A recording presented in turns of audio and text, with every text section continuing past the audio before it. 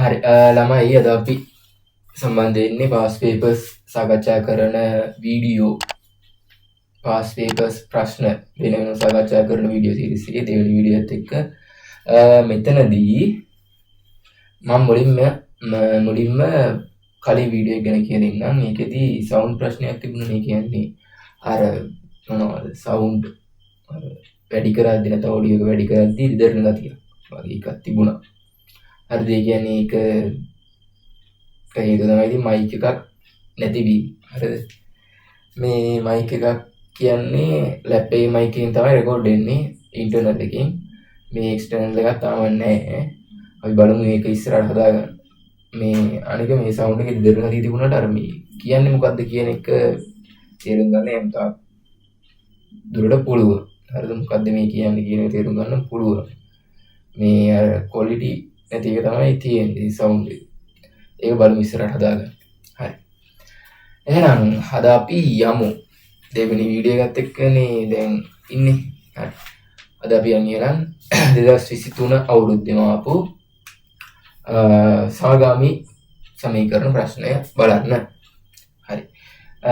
අපි දන්නවා නේ එසේ කොටසේ අනිවාර්යෙන් නැත්නම් දෙවෙනි කොටසේ අනිවාර්යෙන් හතරවෙනි ප්‍රශ්නේ විදියට සමගාමී සමීකරණ ප්‍රශ්න එනවා. හරිද? ඒකේ ලකුණු කීයක් හම් වෙනවද? ලකුණු හම් වෙනවා 10ක් නේ. හරි. ලකුණු 10ක ප්‍රශ්නයක් තමයි දැන් බලන්න යන්නේ. හරි. මේ ප්‍රශ්නේදී මම මුලින් මෙහෙම දෙයක් කියලින්නම්. ඔයාලා ප්‍රශ්නය try කරලා මේ සාකච්ඡාව බලන්න. ඩිස්කෂන් එක බලන්න.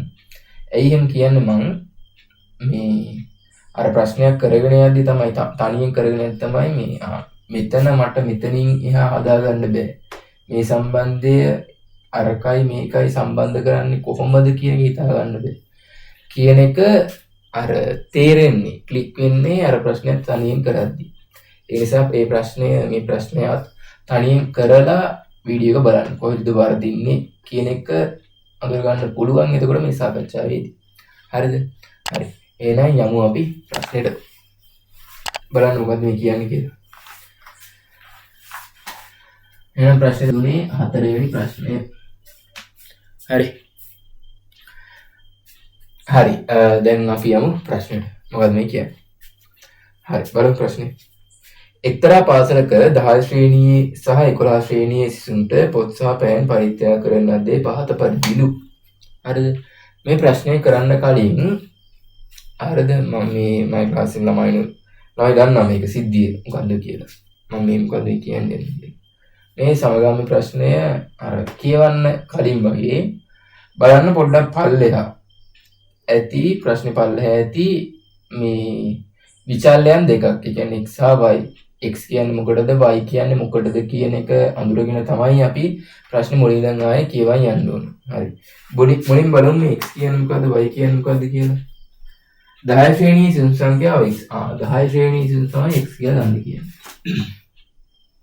10 සිසු මොකද්ද x නේ. 11 ශ්‍රේණියේ සිසු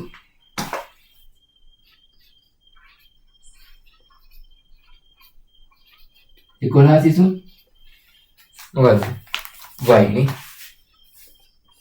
හරි. දැන් දන්නවා අපි x කියන්නේ 10 ශ්‍රේණියේ සිසුන් y කියන්නේ 11 ශ්‍රේණියේ සිසුන් කියලා දන්නවා. හරි. ප්‍රශ්නයට යමු. එක්තරා පාසලක 10 ශ්‍රේණියේ සහ 11 ශ්‍රේණියේ සිසුන්ට පොත් සහ පෑන් පරිත්‍යාග කරන ලද්දේ පහත පරිදිලු. 10 ශ්‍රේණියේ සිසුවෙකුට පොත් 6ක් සහ 11 ශ්‍රේණියේ සිසුවෙකුට පොත් 8 බැගින් මුළු පොත් 516ක්. 10 ශ්‍රේණියේ සිසුවෙකුට පෑන් 3ක් හා 11 ශ්‍රේණියේ සිසුවෙකුට පෑන් 5ක් බැගින් මුළු පෑන් කීයද 300ක් දීලා තියෙනවලු. හරි.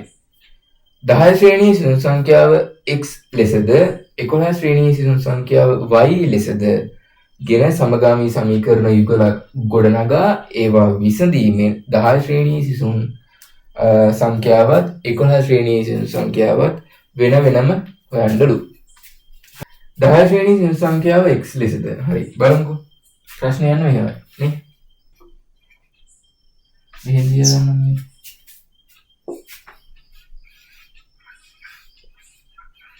10 වසර 11 වසර 10 වසරේ 10 වසරේ අයට පොත් 6ක් දීලා තියෙනවානේ. පොත් 6යි ආය 10 ශ්‍රේණියේ සිසුකට පෑන් 3යි. 11 වසර සිසුවෙකුට පොත් 8යි. පෑන් කීයද 11 ශ්‍රේණියේ සිසුවෙකුට? පෑන් 5යි. හරි. දැන් මේ විස්තරෙන් අපිට සමගාමී සමීකරණ යුගලක් ගොඩනගන්න තියෙනවා. හරි. ප්‍රශ්නේ කියනවා මුළු පොත් 516ක්ලු. මුළු පොත් කියන එක හැදෙන්නේ කොහොමද බලමු අපි. ඒක සරලයිනේ කොහොමද හැදෙන්නේ? 10 ශ්‍රේණියේ සිසුන්ට පොත් 6 ගානේ නේ. පොත් 6 ගානේ එක ළමයෙක්ට පොත් 6යි. ඔහොම යම් කිසි ළමයි ගානකට පොත් සංඛ්‍යාවක් දීලා තියෙනවා. 11 ශ්‍රේණියේ සිසුන් 11 ශ්‍රේණියේ ළමයෙක්ට එක ළමයට පොත් 8 ගානේ ළමයි සෙට් එකක් ඉන්නවා. ඒ සෙට් එකට 8 ගානේ පොත් යම් කිසි ගානක් දීලා තියෙනවා. එතකොට මේ පොත් සෙට් එකයි දීපු පොත් සෙට් එකයි මේ දීපු පොත් සෙට් එකයි දෙක එකතුව කීයද කියන්නේ? 516ක් ලු. හරි. 516 හැදෙන්නේ කොහොමද බලමු අපි. 516 සමාන වෙනවා නේ? 516 සමාන වෙනවා. හරි බලමු. අපි ඉස්සෙල්ලාම හොයමු 10 ශ්‍රේණියේ සිසුන්ට දීපු මුළු පොත් සංඛ්‍යාව. එක ළමයට 6යි. එක ළමයට 6යි නම් දෙන්නෙට කීයද? 6 ගුණ කරන්න ඕනේ දෙකෙන් නේ 12. තුන් දෙනෙක් වෙන 6 ගුණ කරන්න ඕනේ 3. දැන් කීයද මෙතන ඉන්නේ සිසුන්? x සංඛ්‍යාව අපි කියන්නේ 6 ගුණ කරන්න ඕනේ x කී. ඒ වගේම 11 වසර 11 වසරේ එක ළමයට පොත් 8ක් දෙනවා නේ. ළමයි කී දෙනෙක් ඉන්නවද? y සංඛ්‍යාව. එතකොට අපිට එනවා මේ වගේ සමීකරණයක්. හරි. ඒක එතකොට අපේ පළවෙනි සමීකරණය. සමගාමී සමීකරණ කියන එකේදී අපිට සමීකරණ දෙකක් ඕනේ නේ. ඊළඟ සමීකරණය හදන්නේ කොහොමද එතකොට? මුළු පොත් සංඛ්‍යාව හරි ඊළඟට අපිට තියෙනවා මුළු පෑන් සංඛ්‍යාව කීයද? 300ක් කියලා. දැන් දන්නවනේ මුළු පෑන් කොහොමද දෙන්නේ? 10 සෙට් එකට පෑන් යම් කිසි ගණනක් දීලා තියෙනවා. 11 සෙට් එකට පෑන් යම් කිසි ගණනක් දීලා තියෙනවා. ඒ සෙට් දෙකේම එකතුව තමයි පෑන් 300 වෙන්නේ. හරි. කොහොමද දෙන්නේ බලන්න. 300 සමාන වෙනවා 10 වසරේ එක්කෙනෙක්ට පෑන් 3යි 10 වසරේ ඔක්කොම එක් සංඛ්‍යාවක් ඉන්නවා. 11 වසරේ එක ළමයට පෑන් 5යි නේ. 11 වසරේ මුළු ළමයි ගාන y. එතකොට 5යි y. එතකොට ඒක අපේ දෙවෙනි සමීකරණය නේ. දැන් ඉතින් සමීකරණ දෙක හරි අපිට තියෙන්නේ විසඳන්න. හරි. විසඳන්න ඉතින් අපිට මොකද්ද? සංගුණක සමාන වෙන්න ඕනි. x ගේ සංගුණකය මෙතන 6යි මෙතන 3යි මෙතන 8යි මෙතන 5යි y කියන නේ. මම කරනවා x ගේ සංගුණකය සමාන කරන්න යන්න. අපිට 6 3 කරන්න එක පොඩ්ඩක් අමාරුයිනේ. ඇයි බෙදීමක් තියෙනවනේ. බෙදීම කියන එක අපිට සමගාමී සමීකරණ වල අර ලොකෝට ෆැමිලිය නෑ නේ, පුරුදු නෑනේ. ඒක නිසා මම 3 කියන එක 6 කරනවා. ඒක කොහොමද කරන්නේ? දෙවෙනි සමීකරණයම වැඩි කරනවා 2. එතකොට එනවා 600යි 3 දෙකෙන් වැඩි වුණාම 6ix ධන 10යි y. එතකොට ඒක අපේ තුන්වෙනි සමීකරණය. දැන් බලන්න ළමයි පළවෙනි සමීකරණයයි දෙවෙනි සමීකරණයයි ගත්තොත් ඒ දෙකේම x වල සංගුණක සමානයි. එතකොට සංගුණක සමාන නම් අපිට x කියන පදය අයින් කරන්න පුළුවන්. අයින් කරන්නේ කොහොමද කියලා බලමු.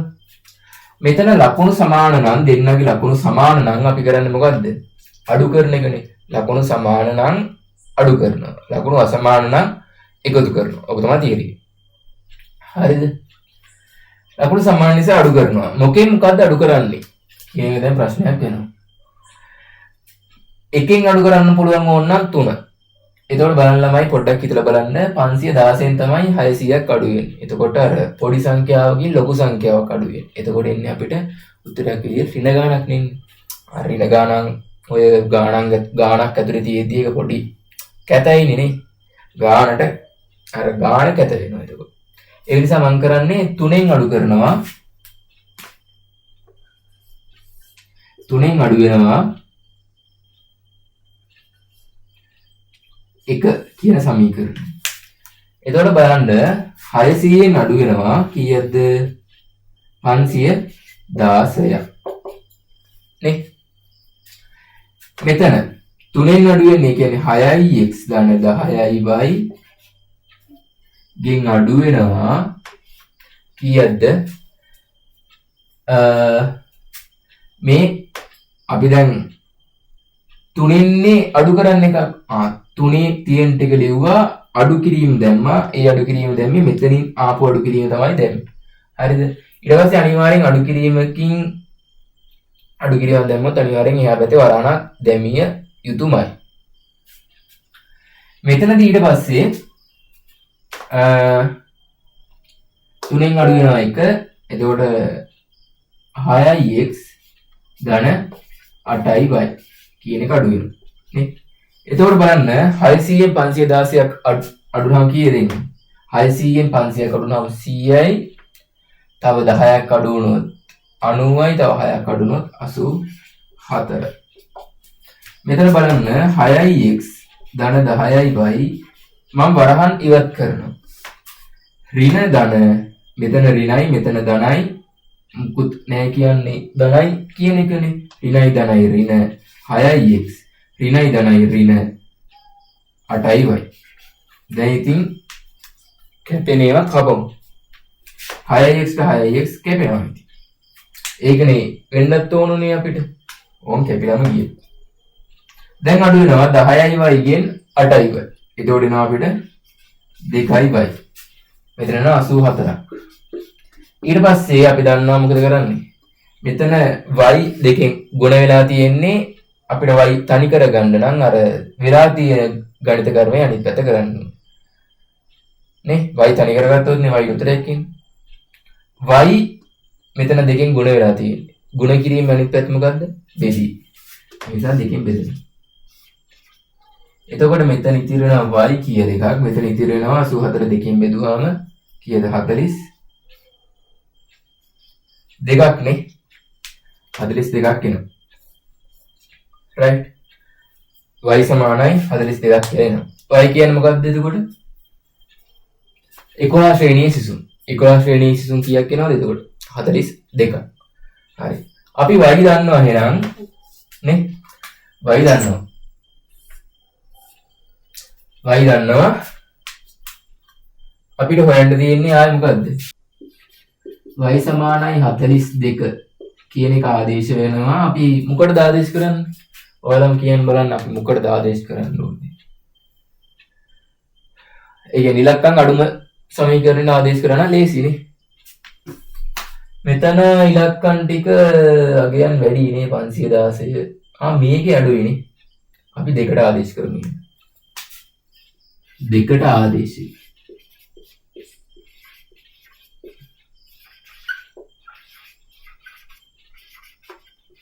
ආදේශය. හරි. දෙකට ආදේශය.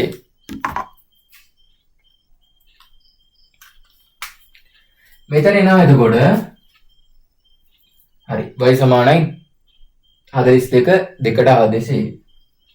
right. දෙක කියන්නේ මේක. අපි ඒක ආයම ලියාගමු 300 සමාන වෙනවා 3x ධන 5y නේ. දැන් y සමානයි 42 කියන එක ආදේශ කරමු. 300 එහෙමයි 3x එහෙමයි 5y 42 නේ.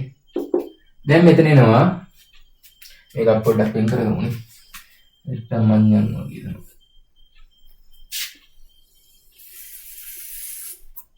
right. මෙතන එනවා 300ක්. මෙතන 3x 42 වරක් 5 කියන ළමයි 40 වරක් 5 එනවා 200ක්. ඔව්නේ. 200යි දෙවරක් 5ය 10ක් එනවා. 210ක්. එතකොට මෙතන අපි කරන්නේ 210න් නැත්තම් 300න් 210ක් අඩු කරනවා. ඇයි අපිට ඕනේ 3යි මෙතන ඕනේ අපිට x තනි කරන්නනේ. x තනි කරන්න නම් මුලින්ම 3යි x තනි කරන්න ඕනේ. 3යි x තනි කරන්න නම් මේ 210 කියන එක එහා පැත්තට දාන්න ඕනේ. 300 210 300න් 210ක් අඩු කරොත් කීයක් එනවද? 90ක් එනවනේ. අපි දන්නවා ඒක. 300න් 210ක් අඩු කරාම 90ක් එනවා. මෙතන 3x. එතකොට මෙතන x තනි කරන්න නම් අපි 3න් දෙපැත්තම බෙදනවා. එතකොට මෙතන එනවා x 93න් බෙදුවාම එනවා 30ක් කියලා. එතකොට x සමානයි 30යි y සමානයි 42යි කියලා එනවා. හරි.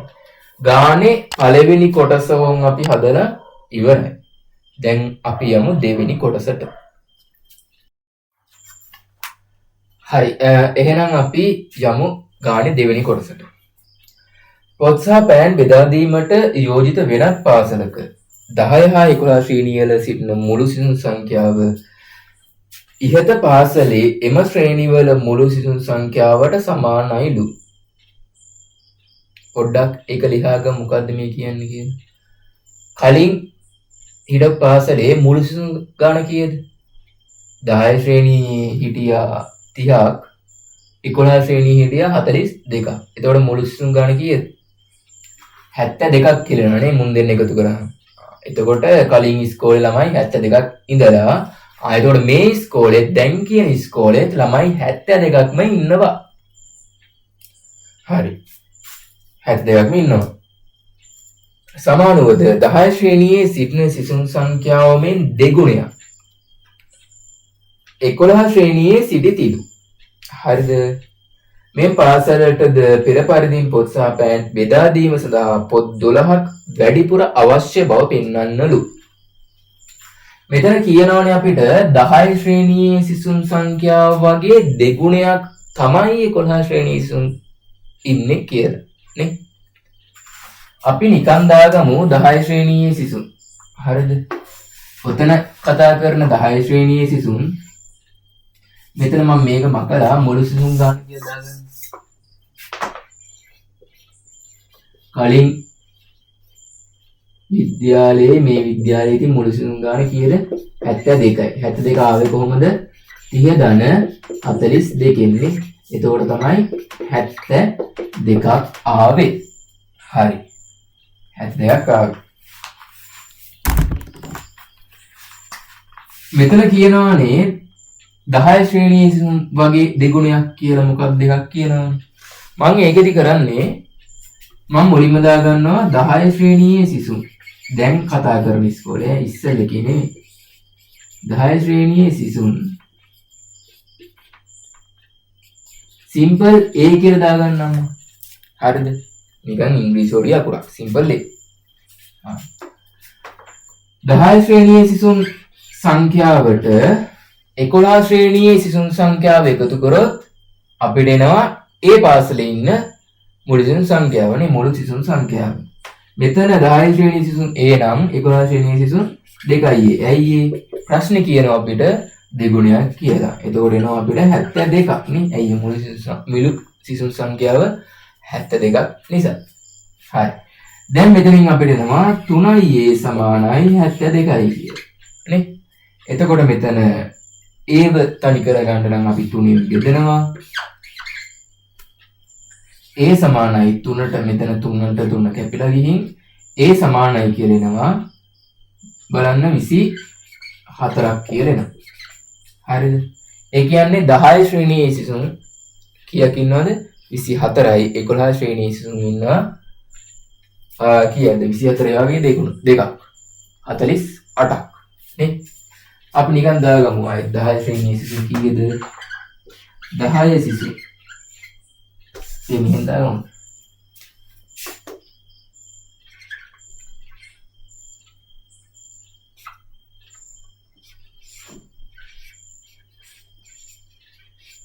10 සිසුන් ඉන්නවලු.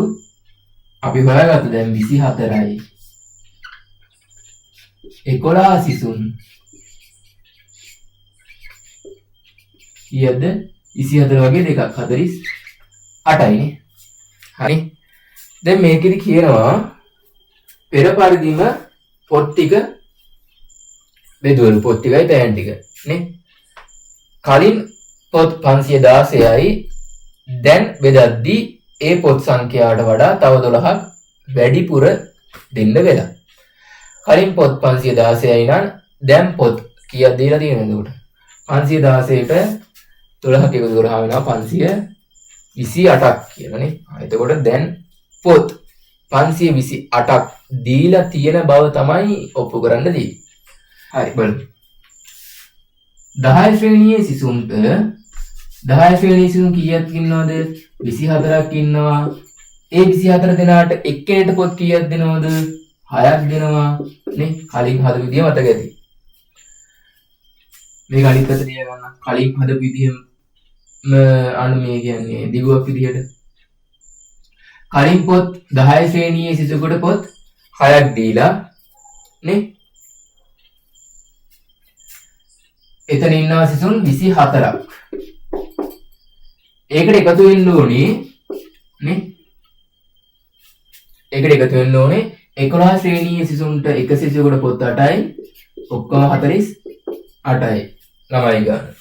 මෙතනින් එනවා අපිට 10 ශ්‍රේණියේ සිසුන්ට දීපු පොත් ගන්න. මෙතනින් එනවා අපිට 11 ශ්‍රේණියේ සිසුන්ට දීපු පොත් ගන්න.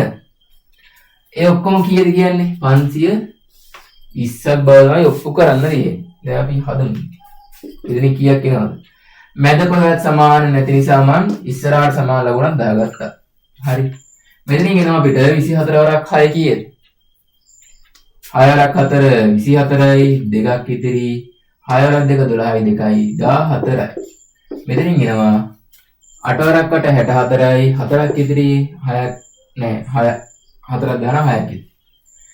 8 වරක් 4 48යි, 48යි 6යි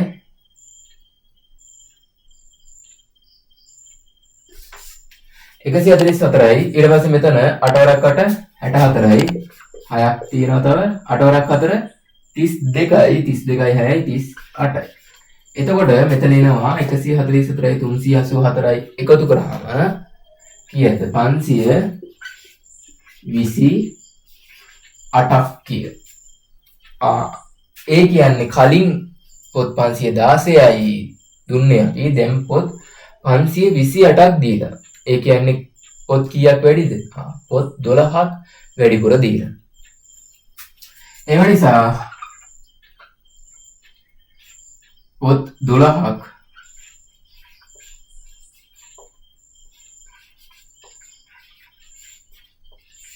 වැඩිපුර දී ඇත වගේ එකක් දාන්න. වැඩිපුර දී ඇත කියලා එකක් දාන්න. මෙතන දාමු අපි ඕනනම් මුළු පොත් සංඛ්‍යාව කියලා පොඩ්ඩක් ගන්න ලස්සන කරගන්න.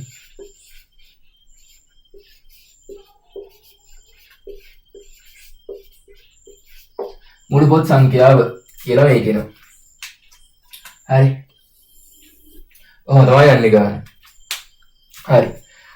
එහෙනම් මේ ගානත් ඉවරයි නේ. ඔව් අපි ගානේ ඔක්කොම හැදුවා. හරිද?